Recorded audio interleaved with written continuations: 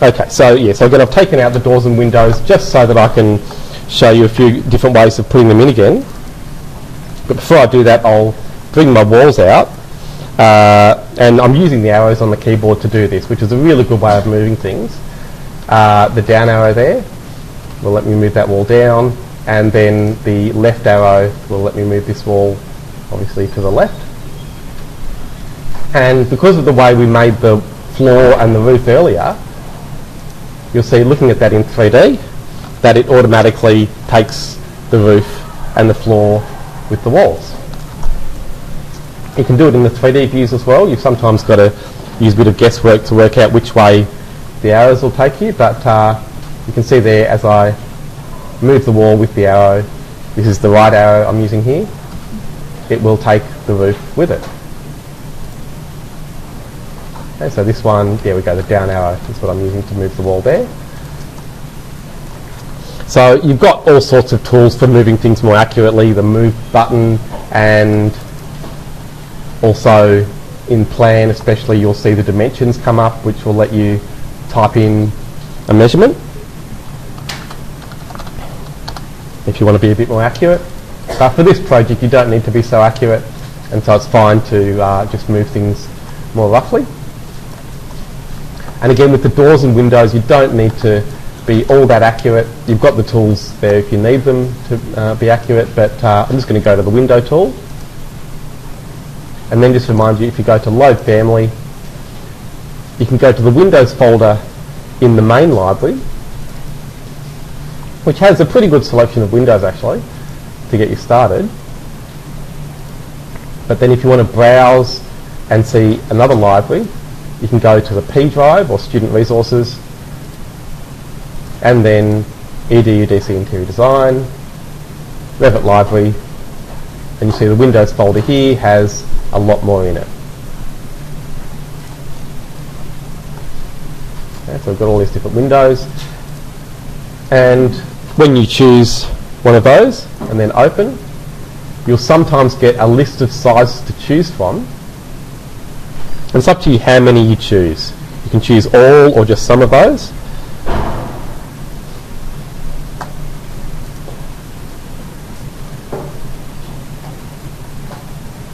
And then to choose those different sizes as you place them, you'll see in Properties you have the name of the window and then the sizes down below. Okay, so these are the preset sizes. Remember, if you click on Edit Type,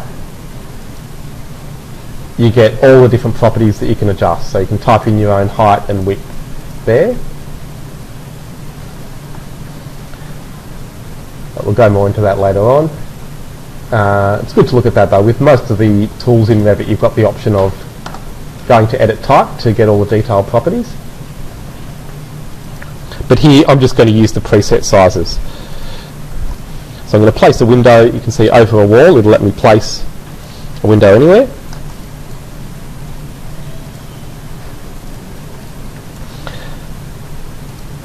And then the same with doors. So back on the Architecture tab, if I go to Door, and then Load Family, in the main Doors folder, or the default library, the Australia library you get with the program, in Doors you've got a fair few doors to choose from. So I'll just place one from there.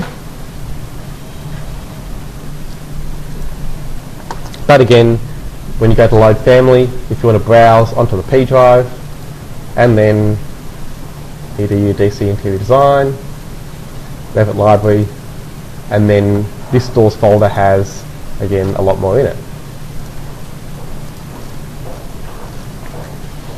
So I'll just get the maybe sliders.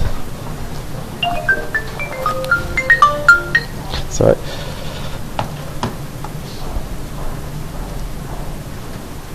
Now, if you see after you've loaded a family that it doesn't come up in Properties, it means you've loaded it already. So you'll be able to find it by choosing it from the list here. And that's a really common problem people have when they know that they've loaded it, but then maybe forget that they've loaded it previously. it doesn't choose it for you in the panel here. So you need to find it in the list of properties there. Or it's called your type selector. So I'll just place that door anyway. And then I'm going to get a few other things. So you'll see again using the library, this time with component. Again, load family, and you can load furniture using component. And you'll see all sorts of furniture in seating here.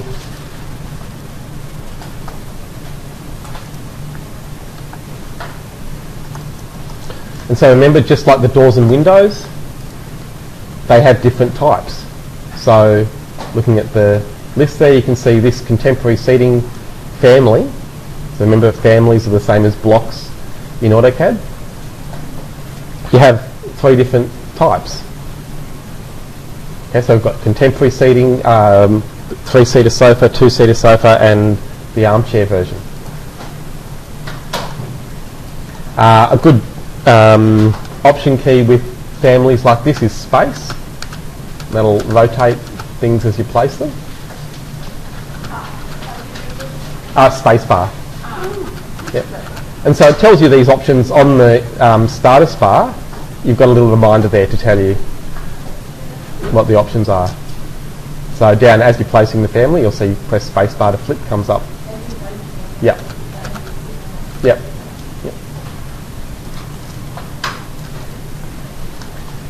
Okay, so then to get an interior layout for this floor, you'll probably want some interior walls as well.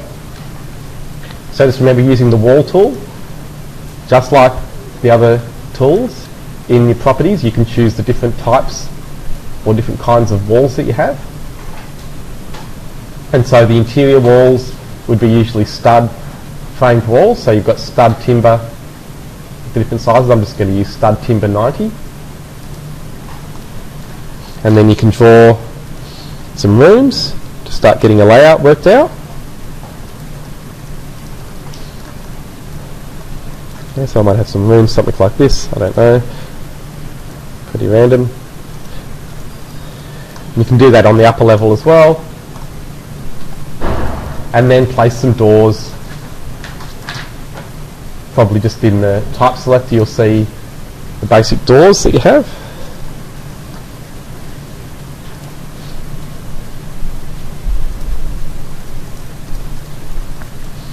And so once you've got a few things to look at, I might just save this file while I'm at it.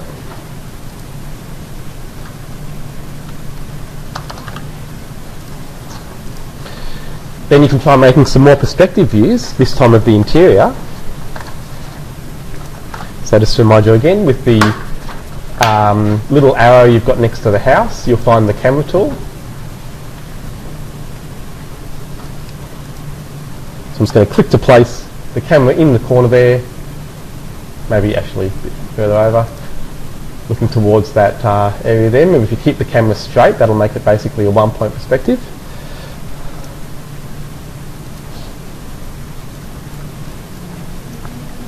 You can stretch the view out a little bit, so the border there is stretching the field of view. I might just go back to that level 1 and flip my stair while I'm at it. So if you've made a stair, you'll get a little arrow on the stair you can use to change the direction. That's just an optional thing. And how do you move it if you want to move it? The stair? Oh, just the same with the arrow key for now should be fine. So if you select anything like that, arrows on the keyboard will let you nudge it left and right, up and down. Oh. Yep, that's a really good way of just moving things around. Remember, your perspective views come up with names like 3D View 1, 3D View 2. They're all perspective views. And so my last is 3D View 8, which I'll just open.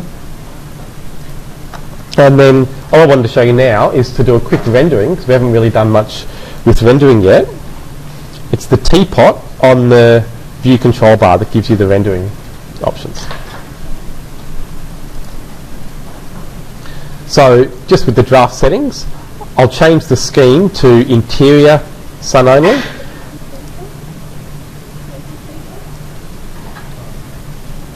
Oh, so you have to be in perspective view. So just open up any view. You can open up one 3D view too. So do you need to be in Yeah, yeah. Yep. So just this one here. Yep, yep. And so once you've brought up that dialog box, if you click render, then it'll go through the process of assigning you materials or showing you the materials with the lighting.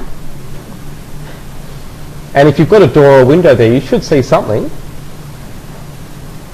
but it might not be very bright. So just to quickly show you how to adjust the exposure, I'll click there under rendering, adjust exposure. And I'll make that a bit brighter using the exposure value there. Click apply and you'll see the change. Brighter still, and we'll start to see more on the interior side. But notice it's going to get too bright if I take it all the way to see things over on the left. And that's just the nature of rendering with sunlight. So I'll take it back. And so what we'll look at next with this, and probably the very final thing, is putting some lights on the interior. But I'll take you through that later. Maybe a quick way of doing it before we have a look at doing a ceiling. If you just remember what I was showing you with the families, with that component tool that I used to bring in the furniture, I can go to load family and you'll see in the lighting folder, architectural and then internal, you should be able to find some floor lights.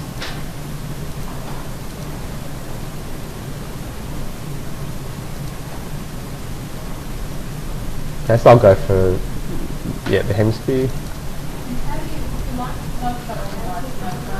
Yep. Yeah, well, yeah, there might be something blocking it, usually. So if it's in your ceiling, that's usually the reason, getting blocked by something.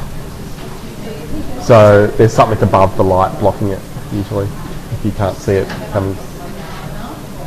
No, it's the way you've done the ceiling, usually.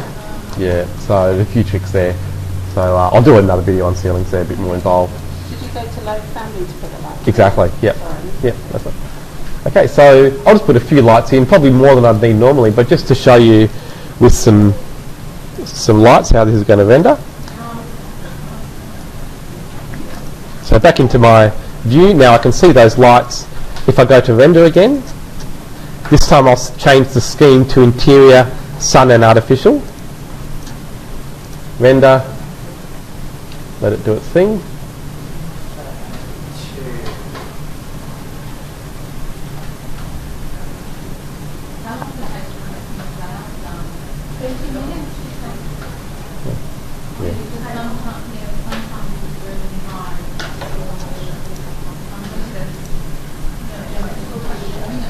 Okay, so you can see now it's got much more balanced lighting just by having those extra lights in there. And if I go to adjust exposure, I can still make it a little brighter, just like you would with the camera. And then you can leave that dialog box open and keep clicking apply to see the effect. You can try it with artificial only to see just the artificial lights.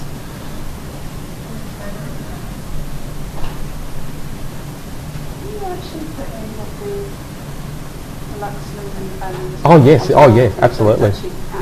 Yeah, exactly, you do, yep.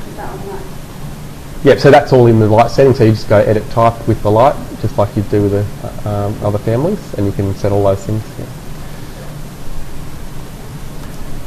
Okay, so with artificial only, we could make the image much brighter using the exposure again. This is just the way a camera works, the way your eyes work as well. So when you go into a bright room from a sunny day, your eyes naturally adjust to let in more or less light, and that's what you're doing using the exposure. And remember, this is just on draft, and that's typically the way you render to test out your settings. And then once you're happy with it, you can set it to a higher quality. I'll just set it to medium so it does it still pretty quickly. and it'll take longer to render, but it'll obviously look much better. So once you are happy with it, basically to say that's what Yes, that's right. Yep. Yep. So it'll save all the settings, but obviously you've got to go through the time to render it to give you an image that it'll let you save. So on medium it still will go fairly quickly, but you don't want to be doing test renders on medium.